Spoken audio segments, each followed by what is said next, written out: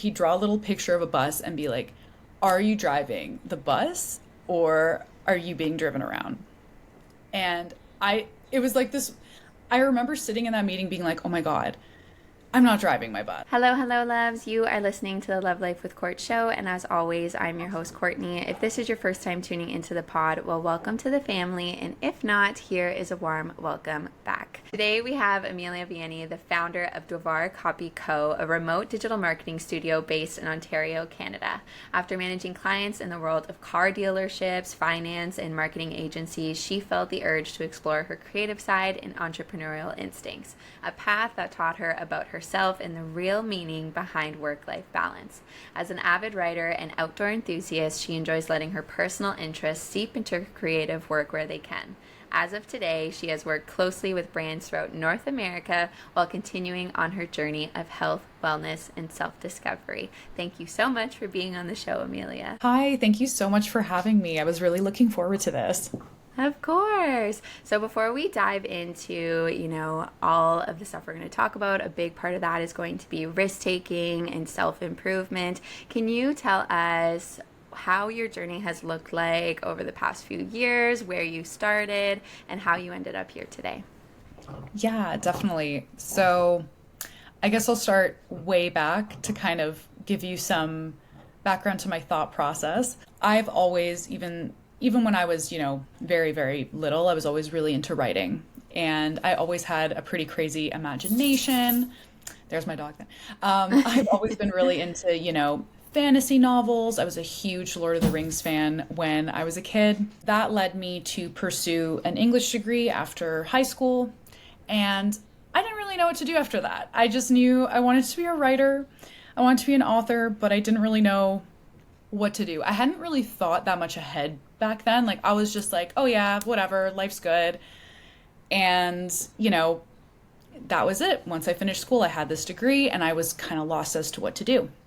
So immediately after finishing school, I started full time at a car dealership.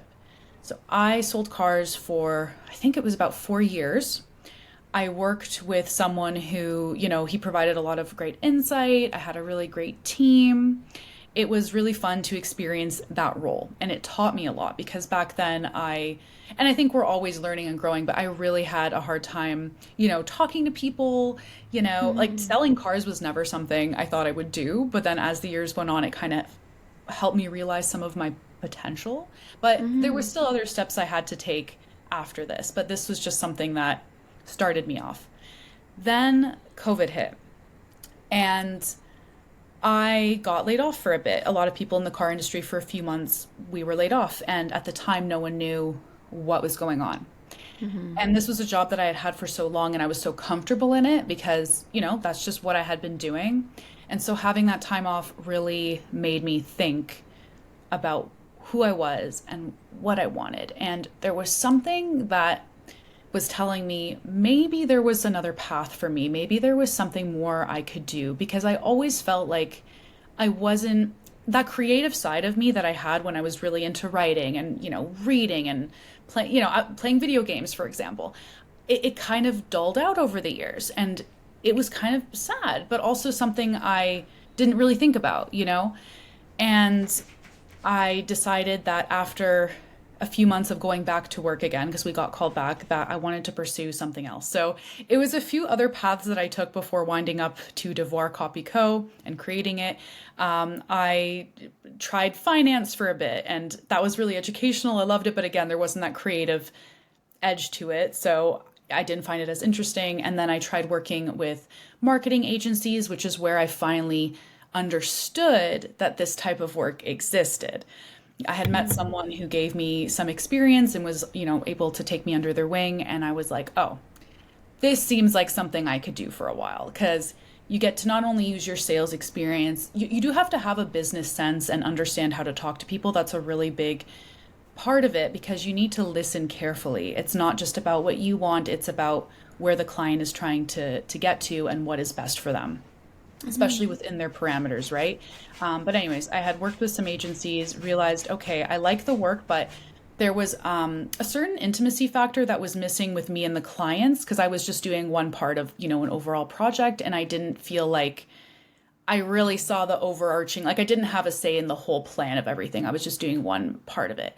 And as time had gone on, I had learned to do so many different things, from copywriting. That was my first thing because I was always, into writing, and I love getting to write copy, also creative writing, content writing, etc. And I also learned about creating content, web design, paid ads, you name it. Like I kind of dived into everything. Social media is obviously a really big service that we offer that everyone kind of comes to us for because it's so prevalent nowadays. And I said, maybe I should go and try my own thing. So I talked to a friend who was already kind of in that industry and had experience with brand design. So she helped me kind of get Devoir set up because I really believe that before you're going to go into a business, it's great to have the passion, but you do have to have that foundation set up for yourself so that it can be a little easier for you and that you do position yourself as a business owner going into it. And I really wanted to be as serious as I could about it if I was going to go full time. And luckily, it did work out in the end. So now I'm on my fourth year. Devoir's third year anniversary was in May of 2024. So we're now on year 4 now, and things are looking good. And yeah, here I am. That's amazing. What a story. It sounds like you had some really good mentors along your journey that supported you, and as well as like self resilience, like taking the risk, and a lot of self reflection as well involved with that, and figuring out like what you want to do, what works for you, what doesn't, and so forth. Yeah, definitely. I've always been really lucky that most people I work with are like very reasonable people. I don't have too many recent horror stories, Everyone's been really reasonable and actually quite supportive. And I've also been fortunate to meet so many different types of people. I'm, not friends with just one type of person. I love to just be open-minded and really go out there and learn everyone's story, like what drives them, what do they want out of life, and like learning about that person as well. And through doing that, I've also been able to diversify my client base a little further too. So I get to work with, a wide variety of different people. It sounds like you had a lot of reflection throughout your journey where you could really figure out like not just what you want to do, but what makes you feel most fulfilled. How has self-growth supported your journey of new challenges and overcoming fear? Because I think fear is probably the biggest component when it comes to those big changes. But what was your story like in terms of self-growth and overcoming that fear and challenges that are associated with it? Yeah, and I'll tie this in a little bit with physical health as well, because I have like not an intense story, but something that did teach me how to center myself a little bit, which was meditation. I'll tie that in a bit more too. So a lot of people I feel, and myself included, when we are, finish high school, for example, we either pursue a trade, we go to school, maybe we just start working full time. Like there's a couple of paths you can take. But I feel like it takes a lot of time to understand how the world works and how there's so many new platforms nowadays. The internet is huge. There is social media, there's AI marketing, there's traditional digital marketing. There's a lot going on behind the scenes that we don't always see. And I think a lot of people do have passions that they want to pursue for, starting a business, for example. Maybe they want to sell a product that they're really into that they created, or they have a service. But I don't think it's easy to understand off the bat how you can make that happen for yourself until you do it. And I remember one thing when I was back selling cars that my old boss had said in a meeting. We used to have meetings every week, and we just talk about like various things, usually something philosophical that like tied into sales a little bit. But one thing he said, he'd draw a little picture of a bus and be like, are you driving the bus or are you being driven around? And it was like this, I remember sitting in that meeting being like, oh my God, I'm not driving my bus. Like I feel totally out of control because I knew that if I didn't have, and this could have applied to any job I had at the time, like whatever I was doing. If I didn't have that job, I genuinely didn't know what I would do after that. I had no idea. I was like, what happened to my creativity, for example? Like, why am I not pursuing writing? It was just, I got so onto that path because I really needed to be working full time at that point in my life that I sort of lost that spark that I used to have. Not that I was unhappy, but it was more just like there was something missing. And I Mhm. also felt really nervous. Like, what am I going to do if I don't have this job? What am I going to do in the future? Where is my path taking me? And I didn't want to stay in something just because I felt I had to. I wanted to stay and do something because I wanted to and I felt I could contribute to it. Mhm.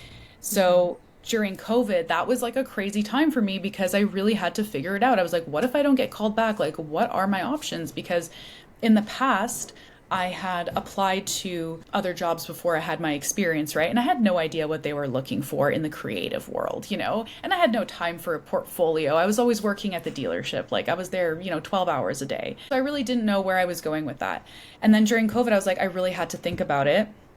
And I noticed too that I was feeling really anxious about it. Like, obviously a lot of people would, but it was to the point where the fear I would have about starting almost anything new, like getting out of my comfort zone, would actually like make me quite anxious. And I didn't know how to control that feeling and just get over it because literally anything you do that's new, even if it's something fun, maybe you're Mhm. traveling to a new country for the first time or trying a new like group sport or I don't know, something.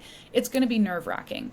But I never Mhm. knew how to get over that. And I won't forget the first time like I felt that overwhelming sense of anxiety and I didn't know what to do and finally someone was like you need to meditate, like you need to breathe properly because I had never understood that there's actually a way to like breathe in properly, breathe out. And once I had finally, understood diaphragm breathing and I had dove into meditation, I was able to think a lot more clearly and it actually kind of changed my life because I was finally able to kind of control those overwhelming feelings. And from there, I could think more clearly. And I finally just took the risk. I was like, honestly, even if it doesn't work out, I'll figure something out after, but I have to try to do this.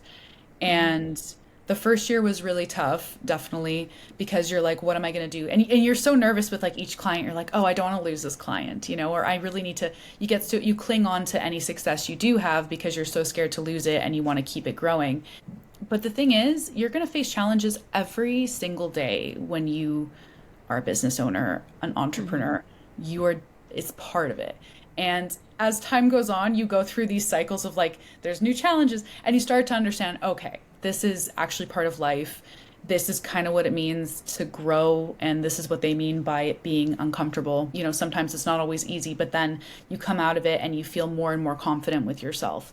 You're like, you know what? I was able to handle that tough time in my life, or I was able to handle that situation, and until you put yourself in those situations or try new things at least, you're not going to really get to that point where you gain that confidence, I feel, because I had always avoided trying new things. I just wanted to get to the next thing and stay with whatever was working at the time and Mhm. you know, that's kind of what led me to Yeah. eventually breaking out of that. Of course. I think too, like you said, that being uncomfortable Hmm. for a lot of us, especially those that nothing wrong with working a 9 to 5 and being on salary and Oh yeah, doing for corporate sure. jobs, Not to knock that. nothing wrong with that. Yeah. But there's so much comfortability in that. You know that you're going to get paid no matter what. You know that month to month, you signed your contract, you're good, you're here for a year. And I think with, risk taking risks and whether it's in your fitness journey or your wealth journey, wanting to start a new business, wanting to start a side hustle, it's okay to be uncomfortable. These challenges, they're not something bad to look at. It's just right now you're uncomfortable. You don't know how you're going to deal with the situation. And for me, a big component of that is embracing it, like looking for opportunities to feel uncomfortable. What does taking risks or being a risk taker mean to you, and how has that supported where you are today? Yeah, that's a good question. So, taking risks to me doesn't mean just brazenly deciding one day to uproot whatever you currently have or to Of make course. a major change right away. And I think that's where there's some confusion. Like people are always not always told this, but it's like, oh, if you're uncomfortable, go take a risk. And then people Yes. get even more anxious because they're like, oh shit, but I can't take a risk right now. I have three Hmm. kids or I have a Hmm. mortgage, I really can't. And then they start to feel worse about themselves because they're like, well, I'm not taking that risk, so maybe I'm not as good as that person who did. Whatever. Hmm. Everyone's situation is different, but I think taking a risk does come with some calculation. However, ultimately to me, it means following what you feel you need to do. A little bit is like, like for example, I felt not that the 9 to 5 part was bad. I just felt something was missing in my professional life. Like I wasn't doing something that I really wanted to do and I didn't know what it was. And I think taking that risk means following that for the sake of finding that inner peace, because if you don't take it because you're nervous to take it, it can lead to some regret later on in your life. And that's something that I think in terms of my core values has always really mattered to me. Like I will, stand strong on that and really try to be the best version or the person I want to be, because I know I don't really want to have that regret later on in my life. And I know it's something I really want to do and that I'm passionate about. And that could be fitness, for example, like you said, any kind of risk, doing something new. It kind of aligns with that vision you have in your head of like what you feel you could be or what you think will make you happy and aligned. It's not always about being the best or better than other people. It's just knowing what will make you feel whole in the end and like what you're willing to do. Some calculation, but it does involve being uncomfortable ultimately. But I find that the riskier something is, the less people are actually trying to do it. So, sometimes the hardest things to do that take a lot of planning and, if you really go a little further, just a little further than what you see the normal pace to be, you'd be surprised where you can end up. Of course. And I think too, one of the guests I had on a few weeks prior, she had said that failure is a part of our journey, and not just a part of our journey, but taking the risks and thinking, I might fail at this. Even if you do fail, it's a part of your path, right? And I try to always embrace that I'm either going to do this and succeed or I'm going to die trying, because this is just a part of my path. And when you feel so deeply that this is meant for you, the risk is so worth it, right? But where we're talking about, it can be uncomfortable, especially like for myself, I don't have kids. So me quitting my 9 to 5, I don't have a mortgage, quitting my 9 to 5 and taking this risk, I probably wouldn't have done that risk if I had kids, had a mortgage to pay, because I need it. Yeah. What would you suggest for someone that wants to take a risk, but maybe feels like I have too much going on right now? How could someone start just like, dipping their toes into becoming more of a risk taker and fighting their fears?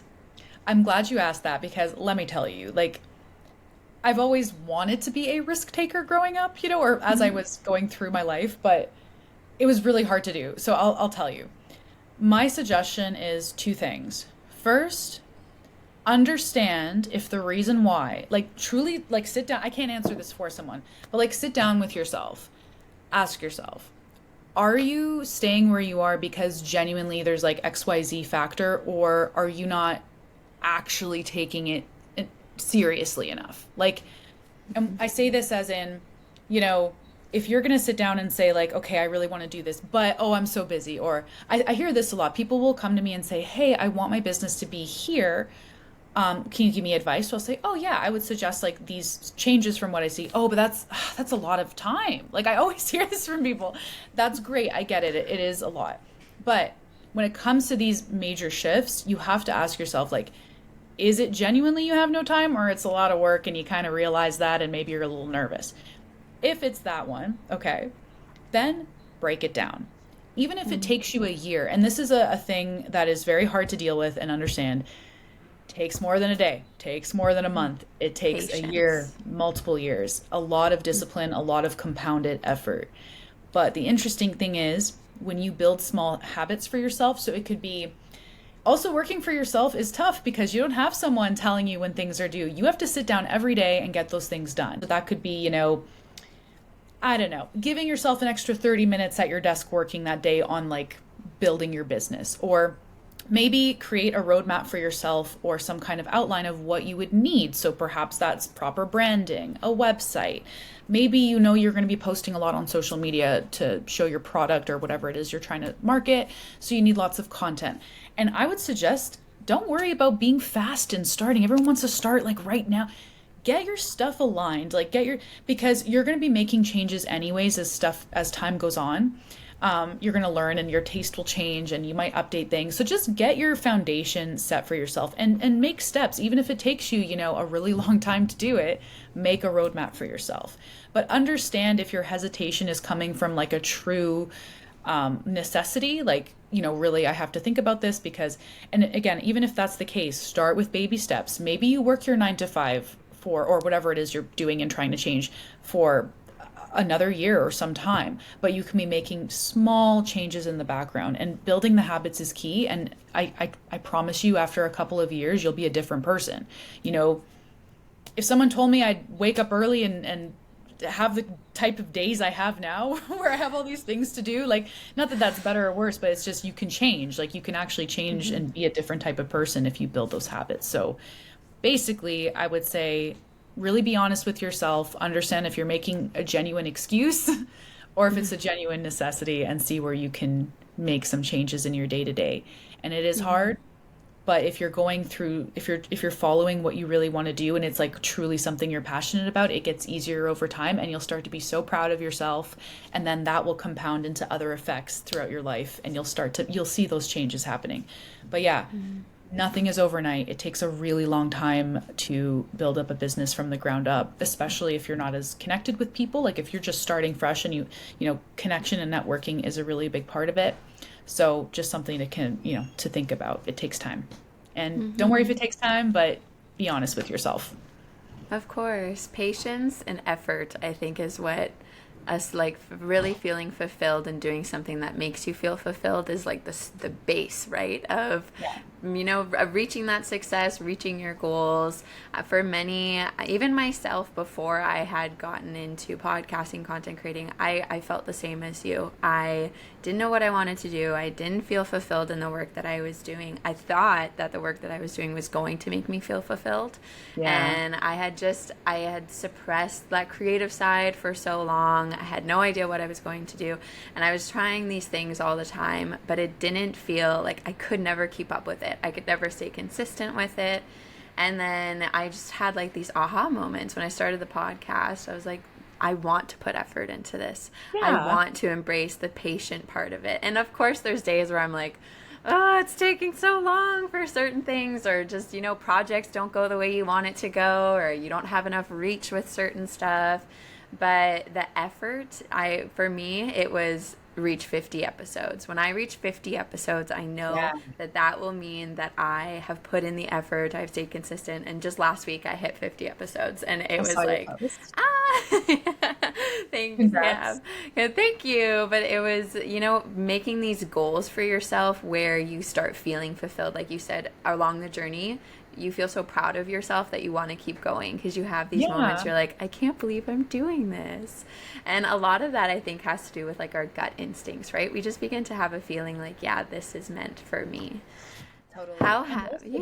Oh, sorry, I didn't mean to interrupt. No, go ahead. I was just going to add too, it gives you another sense of respect for that craft that you were also trying to maybe master or whatever it is you're trying to do, because then you see the people that have that and you're like, okay, I see now how much work they put in and what was, going on behind the scenes there. So I think you also gain a lot of knowledge through that as well. And that knowledge is kind of what makes you in the end an expert at something. Of course. As time goes on. Enjoy becoming, right? Like becoming the person you want to be, being the person you want to be. Enjoy that process, right? And feeling fulfilled, feeling successful. Yeah. 100%. Yeah. And you know what? It's something that I think that's one of the hardest things to learn, because you can only learn it until you actually go through those motions. And it's a whole bunch of stuff. I think, you know what, looking back, I just had a thought now. I think when it really started for me was during COVID. I taught with VIP Kid. Do you know what VIP Kid is? Mm-mm. Okay, so it's this online English tutoring platform, I guess, that teaches internationally. So your students are pretty much, they're all from like Hong Kong, like that area, throughout China too. And I remember I wanted to do something during COVID and I had never thought of doing a side hustle, that to me was the first time I had done something like outside of my comfort zone. And I would have to wake up at like crazy hours because their time zones are different, teaching these classes. But I remember thinking like, oh, I am capable now of like doing something else too, because like you had to pass a test for it and like go through a whole interview process. Anyway, I remember that was when I was like, okay, let me start to try to do other things too out of my comfort zone, and things kind of grew from there. But anyway, back to what I was saying with the risk and like how to start, like that was a small change, or that was something I did that kind of compounded into other things, because I'm like, okay, maybe I'll try doing some other things with my free time, and grew from there. Yeah. Yeah, and you can tell that where you're at now, this definitely is like meant for you, right? Like you probably feel it in your bones that like this is what you're meant to be doing.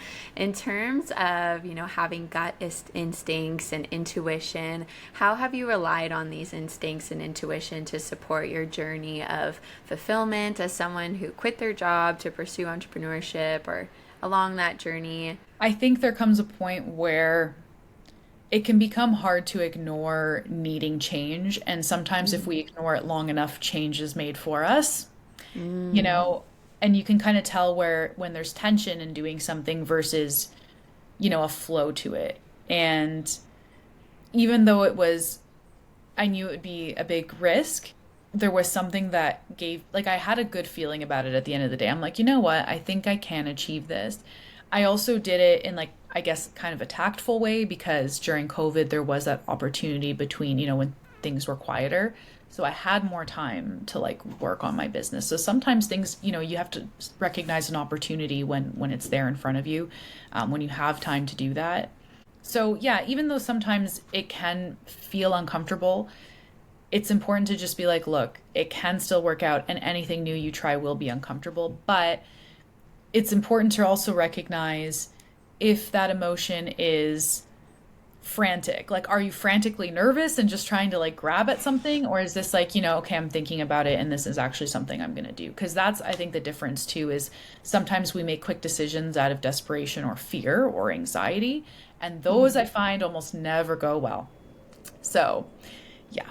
So I think knowing if it's something that feels good and aligned with you versus, oh my God, I'm just doing this because I feel I have to, or because it's like, I'm really nervous and I need to make a change right now, kind of thing. So calculating, and also understanding if it's aligned with you, and knowing your values. Like, who do you want to be, and like, what would that person do? Like, what is the ideal version of you doing on a day-to-day basis?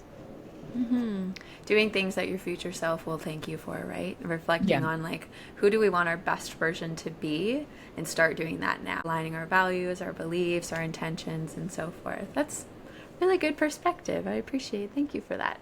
Oh, no problem. Now, when it comes to being a business owner, entrepreneur, even not working 9 to 5, struggles are inevitable. Even no matter who you are, no matter what species you are, struggles inevitable. Oh, yeah. And with that, accepting that some things just don't work out is a big part of owning a business or whatever your journey is, and just navigating life in general. Where there are things along your journey that you now realize you maybe wanted or desired in your life that were not necessarily meant for you, and how have you reflected on that and navigated through that? When you see a certain standard being placed in front of you all the time, whether that's income or a lifestyle, like, sometimes like there's people with different speeds of lifestyle, for example. And sometimes we feel that pressure, like if we're not doing that exact thing, that maybe we aren't successful. And I think part of finding your alignment and doing something you really want to do is recognizing your strengths and weaknesses and being okay with that. You don't necessarily have to be like all in on everything. We all have strengths, we all have weaknesses, and like recognizing that within yourself.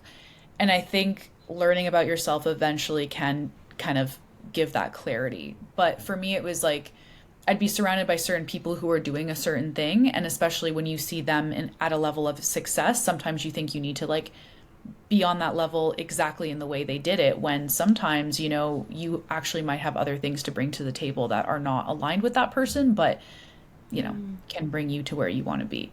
But I'd say recently I feel a little more, I'm also in my 30s now. So I feel like when you're at that age, people start to like, you know yourself a little better. But I remember definitely feeling some pressure when I was younger. And now that I'm older, I'm like, okay, that's why that lifestyle didn't work for me, or like that job didn't work for me in the long run, because this is a little more suitable for me Yeah, we're personally. not meant to fit a mold, right? And there's a reason why we are all individual people and why, be you because everyone else is taken. I remember my mom used to always tell me that. Yeah. But it's hard, especially growing up as a woman. I think that Oh we yeah. have, the comparison. I mean, men probably too, but you see it a lot more in social media and just in society in general, how comparing ourselves can make us so much smaller and suppress the great parts of us because Yeah. we are trying to be like this person or be like that person. Say, Courtney,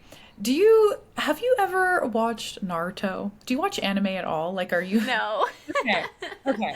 I'm just gonna tell you, look, I'm not gonna go into that, okay? Maybe this is not the time. But there is one quote from this anime, by the way, I don't know if you're into anime at all, but give it a shot one day. It's very long, but there was one quote that always stuck with me. So it's right around the end of the series, like the whole thing. And one of the, ex-villains of the show, anyway, they have like a moment where he tells the main character. The main character, his premise was he always wanted to be the leader of his village because he was like bullied, and there's like a whole story to that. Okay? Hmm. But this guy finally talks to him and says, "Look, you don't become a leader so that people will acknowledge you. You become a leader because people have acknowledged you." You know what I mean? Mm. You've done those things and you are that type of person, and that has brought you to where you are. And I Hmm. think that's part of the journey is we have that inspiration, we have that archetype or that vision of ourselves in our head that whether it's healthy or not, maybe we're striving for that. But why are we trying to strive for that? Are we trying to get Hmm. acknowledgement? Like, where is that core desire coming from? And I don't know, when I read that quote, because it was also in the comic, like before it was released on as the show, I Hmm. was like, wow, that's some good reading. Yeah, it It's like, is. it stuck It's with me. Yeah, like how I interpret that is like embrace the growth, embrace the change within yourself, and that will be reflected on the outside, right? And people will see that. Like that's how I interpret it is that Yes. change within and focus on yourself and people will begin to acknowledge you. You don't need to Yes. get people to acknowledge you. Focus on yourself, which wow. Yeah. I love that. I love That that. I'm telling you, that's why I had to bring it up. I'm like, it actually is pretty fitting for this. And that I think Yeah. can also really apply to going to the gym and becoming a physically fit person. So I Mhm. don't know how many times I have seen someone who like they have an amazing figure. They've been athletes for years, like since high school, they've been going through it, like working out. And so many of them tell me they weren't happy or they Mm. weren't they were, yo-yo dieting or they had these like it can be quite toxic. Not the act of working out, but there's something about, you see that and I think that's sometimes at the core because a lot of it stems from, like we were saying, as a woman growing up, we have a lot of pressure, looks Mhm. especially. And I think a lot of that does stem from that acknowledgement because we really need the validation when we're at a certain point because we might not have that sense of self yet or those core values that have developed. I think that's normal for a lot of people. I think we all Yeah. go through it. But yeah, I think a lot about fitness and business and all that kind of stuff and how it ties in together. Touching on like fitness, do you mind sharing a little bit of how your journey has looked like for you and maybe how you've incorporated that into a life and health balance or work and health balance? Yeah, definitely. Okay. So I've always been really just into movement and sports, even when I was a kid. Like I was playing soccer, I was on school teams where I had the opportunity. Mhm. Um, and then I remember after high school, I kind of just fell off with it, you know? I would try to be active here and there, but didn't really stick. However, I didn't necessarily gain a ton of weight. I just wasn't, moving a lot because I managed usually like what I was eating. But I remember I started to do martial arts with this group of people back in the day when I was in school, and it kind of like got me into fitness again and like activity. But the thing with me was I never had professional training. I just would Mm. go to the gym, go on YouTube. I was in my like YouTuber influencer era, because back then it was like Gymshark and this and that. Yeah. But it also inspired me because I would actually learn like, oh, I didn't think people would bring this equipment to the gym or, I didn't know what the hell to do at the gym, right? So I did kind of look to YouTube for that. And yeah, I'd say I maintained myself fairly well. However, then COVID struck, and I was, living with someone very high risk at the time. So for like a good 2 years, I was not going to the gym anymore, which was a really big part of my routine. And I gained a ton of weight. It happens, but I gained a lot of weight. And it was really hard for me to lose it. It's, and I'm still on that journey, but at the time, like for a long time, I really struggled to get into a routine for myself. And finally, in 2023, like early last year, my local gym, I started finally going back to the local gym. But the problem was I would always like, try to control my eating. And I've heard this before on your podcasts with other guests too. Like, they talk about their same thing. You try to control your eating and then you binge and then you're eating more. And I'd go up and down. And then I remember like a year and a half ago, I actually did lose a lot of weight, but I gained it all back so quick because I was so hungry. Like you're just not balancing. So anyway, my local gym was having a promotion on some training sessions. So I was like, sure, let's go into it. And I actually really enjoyed working with a trainer because it keeps you, so I would do it once a week to start. And I was like, I actually like this. Then I got a knee injury. Thankfully, it wasn't serious, but it was patellar tendinosis. So, bending my knee for a couple months was hard. But I still continued with the trainer. This was last summer. And we focused on like upper body work, things like that. And finally in the fall, my knee was like back up. It took like 4 or 5 months, but it was good. And I said, screw it. I don't want any more like serious injuries. Cause part of it too was like, I wasn't fit and I was like trying to work out and doing all these crazy things that I hadn't done in so long, and I injured myself. And so I said, I don't want to do this anymore. I want to actually like take fitness more seriously, because also mentally it was a part of my values that I wasn't honoring, because I knew deep down I love to be active and I really wanted to be like that fitter version of myself, because that's who I want to be. And I started to go, 3 times a week with the trainer, then adding in some cardio. And then I actually ran my first 5K a month ago, which was really cool. Like I had never thought I would do that. Like that was insane. And I've lost some weight. Yeah. And I'm running another one this Sunday. So I was like, what am I doing? I don't know. It's really helped me create more. Again, it falls into habits. I think it's one of the best habits you can build for yourself, because I have so much energy now. Like I wake up early. I feel so good because I know I'm on the right path nutritionally and physically. I have great balance. It's really helped me there. But also, again, tying into the habits, it really teaches you again, like, okay, slow and patient. It's not something that's going to happen, in a month or two. I would see people who had lost like so much weight in 3 months, for example, and be like, oh, why hadn't I gotten to that level of fitness or gotten to that level of lifting or whatever? But truthfully, everyone's different and it just takes time. Even when you're consistent, you have to be consistent for a long time at it, longer than most people think. So yeah, and you can apply that to business. You can apply, everything is connected to me, fitness, business, life, everything. It's all connected. Yeah, they're very integrated with one another.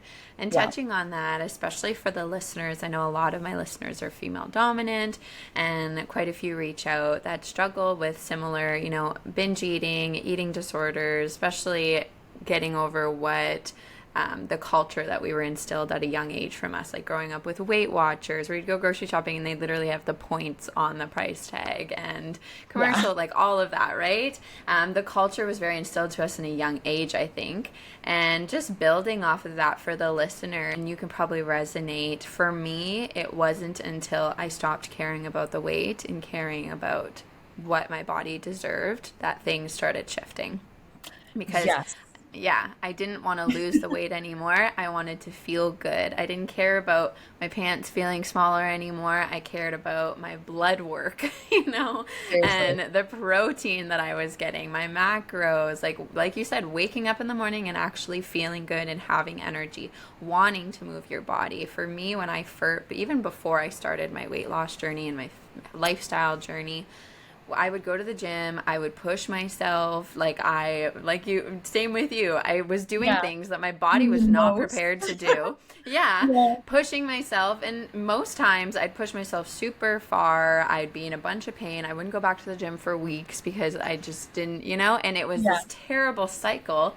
And then I started just embracing, like, this is a lifestyle. Like, this is not something that I want to lose weight in 3 months. This is something that I want to instill into my children one day. This is something like I Yes. want to break these habits that have been harboring within me for as long as I can remember, right? And I think you need to go through those motions of trying this diet and this workout and that workout to actually realize like I feel like crap and I want things to change. And when you recognize that, you're like, okay, things start, you're starting to move your body in what your body needs, like taking it slow. You're starting to fuel your body with what your body needs and finding balance, that 80-20 balance, right? How can you relate on that? How have you embraced Oh that? yeah. Like this is a journey. Oh yeah.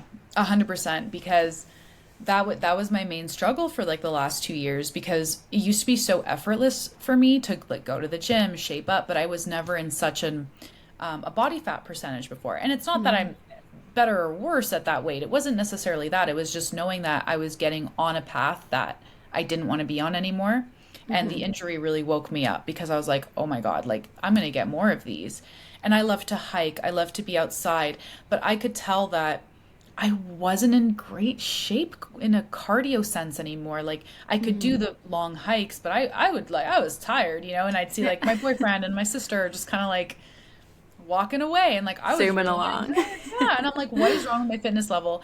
So again, it kind of goes thinking of your ideal self. Well, what would that person do? Well, they would have a good fitness regimen. They would take care of themselves. How do you properly take care of yourself? Well, yeah, it's not about, starving yourself or being too hard on yourself in a negative way. It's about acknowledging, hey, these are the steps I need to do. And yeah, it wasn't until, just like you said, when I finally said, screw it, like I'm in it for the long run. I'm going to give myself at least like 2, 3 years of consistent training with the trainer, let's say, for example, and then evaluate from there where I am and what I want to do moving forward. And I feel seeing it as a long-term thing has helped me so much more.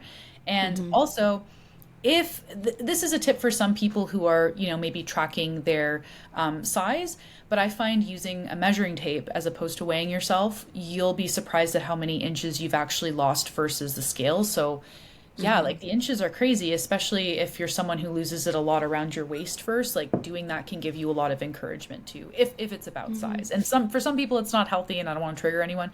But for me, I do track, my macros and where I'm at each month, and it's great because maybe you lost half an inch around your waist or your thigh, whatever. But knowing that, Yeah, maybe I didn't lose a ton of weight, but like here I am too, and it keeps you, doing little things to help keep you on that path, and of encourage you. course. Yeah, Yeah. of course. Little hip in your step, right?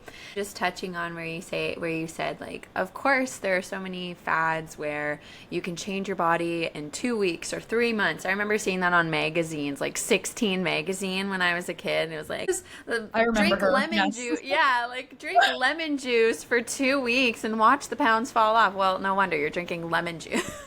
I know. All these fads. And for me now, I always like to keep in mind, do I want something that's going to have me skinny or, changing my body in 3 months from now? Or do I want something that is going to keep me for years and years and years? So yeah, my weight loss journey, it took 4 years for me to get off the weight. I'm still Wow. learning, I'm still learning new ways on how I can maintain my body, how I can give back to my body, fuel my body. But it wasn't until I shifted, like I said, from recognizing that I don't want some quick fix. I don't want something that it's gonna fall all off me and then I'm gonna constantly worry if I'm putting it back on. I want something that is going to make me feel fulfilled for the rest of my life. So yeah, maybe a year or 4 years took a big part of my life, but now I have the next 80 years or 7 years, hopefully, Who knows with technology? You may live yeah, forever. yeah, who knows? Who knows? Immortal. You never know. Yeah, but now I have the rest of my life to embrace this journey as opposed to going back and forth with fads and all that, which I'm sure you can resonate with too, right? You had that injury, but it also woke you up to recognize that this is something I want to do for the rest of my life. This is not something that I want a quick fix for, right? Exactly. 100%. Yeah. And and Yeah. then you also think, well, think of all the hiking I can do and all the things that I'll be better at doing after, and Oh, and yeah. pushing yourself. You know what? I'll say this too, in terms of health and wellness, it doesn't have to be, I like to lift weights and do all kinds of different stuff like that, but you know, even just pushing yourself to try new things can be a big step, and you might actually find a lot of confidence in that too, like going for a hike for the first time or running a 5K, whatever. Like after I ran that, I was like, oh, I have to do more because it was so Yeah. exciting and so new, and so adding things on and basically creating that lifestyle for yourself with other choices that you make. It's not always just like going to the gym every day. It's like, well, Yeah. I'm gonna go run on Sunday, or whatever. Yeah. Yeah, and like you touched on earlier, everything is integrated within itself, right? When you're taking care of your body, your mind is doing better. When you're taking care of your mind, your work is doing better. When you're taking care of your work, your mind, your body, your relationships are doing better. So and I always say that it starts with the mind. It starts with the mind. When you can control your mind, you can control your body and so forth. And for a long time, what happens for me is my body was controlling my mind for the longest time. When I get triggered, when I would, dopamine seek, when I wanted to binge eat, whatever it was, my mind was not able to ever control what my body wanted. Same I girl. think Yeah. I think I'm hungry, so I'll eat a bunch of food. But instead, I really had to sit in like, where's this coming from? Asking myself why, aligning my values with actually what was going on internally. Like, oh, my belief system is fuel my body, but am I actually fueling my body? And so forth, right? And I think that has a lot to do with self-growth and self-love and prioritizing our mind and body. How has fitness and wellness supported your life, not just personally and not just, enriching your lifestyle, but also professionally? How have you find this balance? Okay, well, first of all, running a marathon is great for business. People love it. No, I'm just kidding. But it's great. People love it when you're doing things in the community. So that's one Of thing. You course. get a lot of great connections there too. You're meeting a lot of people who have those same values. And anyways, jokes aside with that, um, I find that it's also an example you're setting for yourself and other people. So, if you are going to be someone that people are coming to you for business advice, let's say, you know, I think it's for your, you want to do these things for yourself, but also that trickles into your business in the sense that you become someone that maybe is doing certain things that people are struggling with, and they can come to you for genuine advice because you've done those things. Okay. I have someone who was telling me about her business coach that she's been working with recently, and she's like, I wouldn't work with a business coach that hadn't failed like several times. Oh, Because of there's so many course. business coaches that are like, oh, I'm a business coach. But it's like, what is your business experience? Like, what happened? Because if someone has never failed and like built themselves up and had those trials, it's really hard to be that type of person to like give that advice back. And quite frankly, I don't want to give unsolicited advice unless it's asked of me and I have a good opinion of it. Like, I'm just that type of person. I'm not going to sugarcoat things for you, but I'm also not going to bullshit you if I don't know. So I find that it does give me more energy to complete more tasks and therefore learn a little bit more in my day to day and like be a little more vigorous in my business growth. So physically it does help me there, and mentally I'm a lot more clear, less foggy. But I also see it as an example that you can set for yourself, your clients, your children. And I think it also helps to solidify and make you stronger because you've gone through that every single day. So then, doing work isn't as hard when you have to lift weights every single day. It helps you become a bit more mentally tougher, I'd say. Of course, of course. Well, I don't want to take too much of your time, so I've loved this interview. I have a few more questions if you don't Of mind we go course. through those. Yeah. Awesome. So, we've talked about being an entrepreneur, we've talked about your journey, self-love, self-worth, your wellness, all of it. I loved the chats. How do you continue to stay motivated when things become challenging? And I know motivation can be so difficult. Sometimes our Oh, yeah. motivation is just in the ground, it's gone. But what gets you back to like, no, I have to show up? Yeah. Okay. Well, I mean, sometimes you just got to show up. Yeah. There's just no, okay.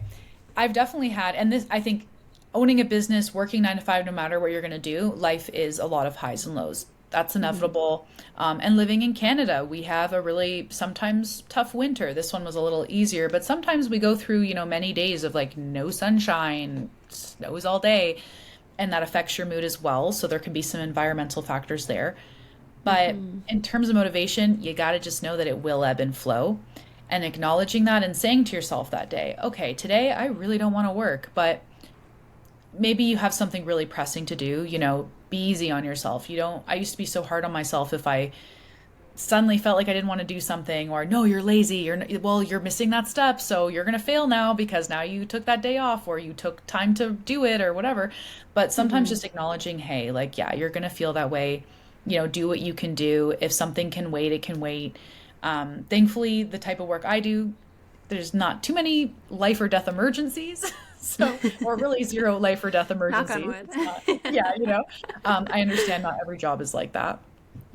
So in my case, I know I can take that time for myself and honor that, and that's okay.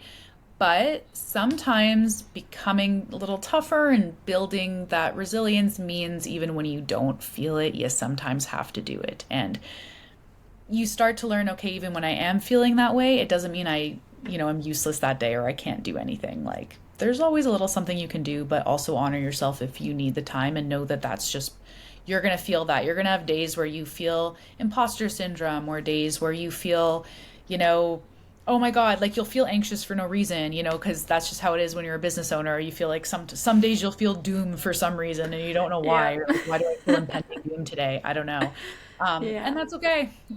I've gone through it so many times that I ignore it now. I'm just like, well, that's fine, but I have to go walk my dog, so I'm gonna go do that. And then when I come back, maybe I'll feel better. Oh, and that's another Yeah. thing too, like physical exercise can really help sometimes. And sometimes when I feel really pent up or like a little work anxious, I call it, I just go for a run or I go walk my dog. And sometimes it's because we haven't expended enough energy to just like relax and be in that relaxed state. And it's work. We'll get through it, It'll be okay. Yeah. Of Yeah. course, of course. And as you touched on, like, it's so easy for us to, when we're not feeling like showing up, no matter what part of your life, showing up for Yeah. your kids, showing up for your spouses, showing up for your job, showing up for your business, whatever aspect of it, it's so easy for us to shift our self-talk to, oh, you're being lazy. Oh, just get up and go do it. And Totally. I think Yeah. for a long time, that's what inhibited me from actually continuing to stay motivated is I'm wondering, oh, why am I not motivated right now? And I'm spending the next 10 minutes putting myself down and getting me Yeah. back to what I Like, need this to is do. not fun. Yeah, and actually an episode that I just put out yesterday, actually, I've had like this epiphany of learning that I do not need to be disciplined. I need to be devoted, because when I'm disciplined, I believe that my innate skills and abilities are not enough for me to show up, right? When we feel like, Yes. oh, I just do it, just show up, you got to do it. We think that just being who we are and trying our best is not enough, right? But when we embrace feeling devoted and, we deserve this. I love myself so much that even though I don't feel like doing this right now, I'm just going to get up and go do it because I'm devoted to I love myself that. and my I love worth, that. right? Embrace And being devoted. yeah, and shifting away from that disciplined lens, because I think that's so instilled into us. No matter what gender we are, who we are, you need to be disciplined. If you want a good body, you need to be disciplined. If you want to have a good business, be disciplined. But No no, excuses. No excuses. yeah, Yeah. yeah. But it's like, it's okay to not feel your best on days, but remember who you're doing it for. And, I always say I'm doing it for myself, but especially if you have a business with a spouse or if you have children, remind yourself that, like, I'm doing this because I love my kids. I'm doing this because I have to show up for my spouse today and I'm devoted to them, right? And when you come from a place of devotion and love, it's so much easier to do things because then you shift love that that. self-talk. Now, on the show, I talk a lot about perspective and how shifting our perspective can have such a profound impact on the decisions we make, and not just the decisions, but the outcome of things.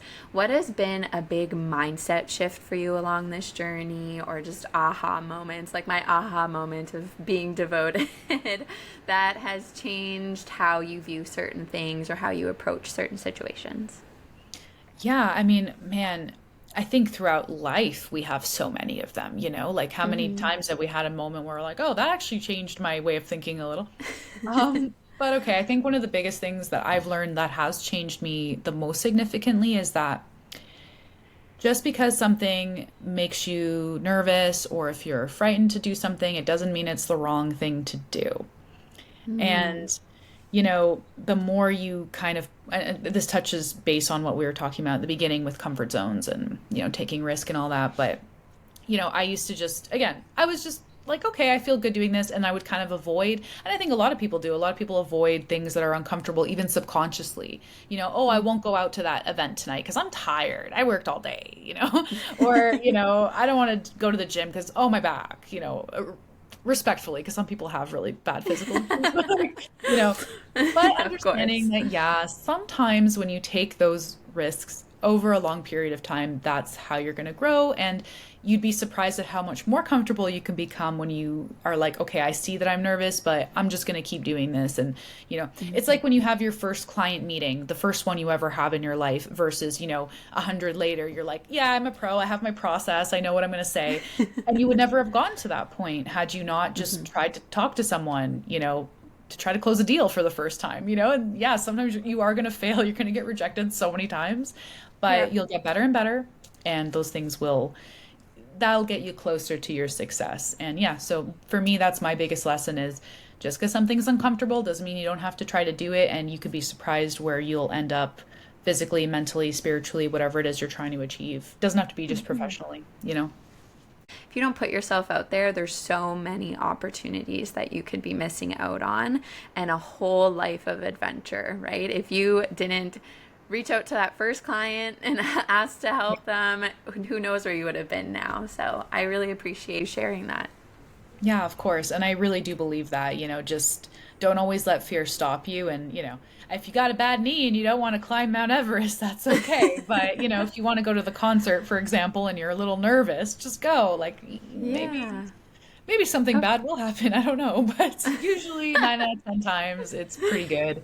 And you at yeah. least come out learning something or having at least had that experience and, you can feel proud of that. So, Of yeah, course. If you're capable, be vulnerable. I like that.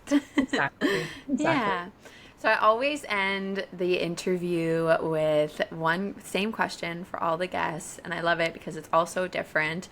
And I'll ask you the question, if you Okay. had the opportunity not to change anything, but to speak to a past version of yourself, just to talk to her, Mhm. which age would you choose and what message would you instill? I mean, all of them could use a talking to, but Yeah. I guess definitely 20-year-old Amelia, like around that age Mhm. was when, that was when I was just going through the motions, I feel. And again, I was happy and enjoying what I was doing, but it wasn't what I planned to do. I was just like, okay, cool, like this is what I'm doing. But then there was always that voice inside of my head that didn't know how I could find that kind of, professional Mhm. fulfillment or fulfillment within. I just didn't know what path I could take. And I think I would just tell her, don't be afraid. Like it's all going to work out. Just try your best to take risks where you can and get out of your comfort zone a little more because sometimes I would just like be like, oh, I'm tired. I'm just going to do this. Or like I never really did anything new. And that's something I would encourage, but also tell her, hey, like it's okay. Like, you don't have to be nervous about the future. Like try not to think too much about it like that. Just take some time for yourself and relax, enjoy. That's the thing too. I was Mhm. always thinking about the future and so nervous Mhm. about it, but I would just say, hey, like it's going to work out. Just enjoy. Mhm. Enjoy the moment. That's what I would tell her. Enjoy the Of moment. course. Yes, that's what I would say. Just Of relax and enjoy course. the moment. Yeah, most guests always, it's sometime in their 20s. Because, I think like 30 is the year. Like, that's like when stuff Yeah, just starts, it starts hitting. And because when you're in your 20s, I mean, I'm in my 20s and I'm like, I'm still figuring out everything all the time. And I mean, I think that never stops. never stops. But even looking back just when I was 20 years old, like you said, sometimes I wish I could just shake her and be like, girl, you're good. You're I okay. know. Just Like, why are you enjoy the so moment. stressed? Yeah. You're like as like, stressed as like a paramedic, like, someone who deals with like literally. serious, like relax. And I see other Literally. people like, under 25, for example, oh, I'm done school. Oh, I'm hopeless. My degree, it's not work. I'm like, oh my God, like you don't even have work experience yet. Like just take time. Like, Hmm. anyway, a whole other tangent. But yeah, Yeah. like you realize then, and the truth is no one ever has it all figured out exactly, Mm-mm. but that's part of life. And you're not really supposed to. It's just, you develop a foundation and a structure for yourself that works. And there's always things you're going to learn. And, you might change a little, your tastes might change, what you want to do might change, and that's okay. Yeah, just have compassion, like self-compassion, right? I think that shift between graduating high school and then graduating college, university, or going to full-time, whatever that, there's like very little self-compassion. You're just like, I got to do this, I got to do Yeah. that. And then you become so full of stress all the time. But I really appreciate all the perspective that you have enlightened us with during No today's problem. interview. And yeah, I'm sure, I mean, I've learned a lot, and I'm sure all the listeners can take something from this. Before we end, can you share where they can find you if they want to reach out to you, as well as if you have any last comments for the listeners? Yeah, definitely. So you can find me on my Instagram page at Devoir Copy Co. I also just have a fun personal page if you want to just like get to know my vibe a little more. It's at e.vieni. So that's my last name, e.vieni. And I also have my website, which is devoircopyco.ca. We're also on TikTok and YouTube, same handle. So feel free to give us a follow, check us out. I try to post fun marketing content that doesn't put people to sleep, but check us out. No, I can attest. I love your Hi. content. Oh, thank you. Thank you. I Yeah, try. and of course, and I'll also put everything below where people can just check the show notes and click and find you. So for the listeners, check below too if you want to reach out to Emilia. So, A friendly reminder to not only be kind to others, but also to your beautiful, amazing self. Thank you again so much, Emilia, for being on. thank you for having me, Courtney.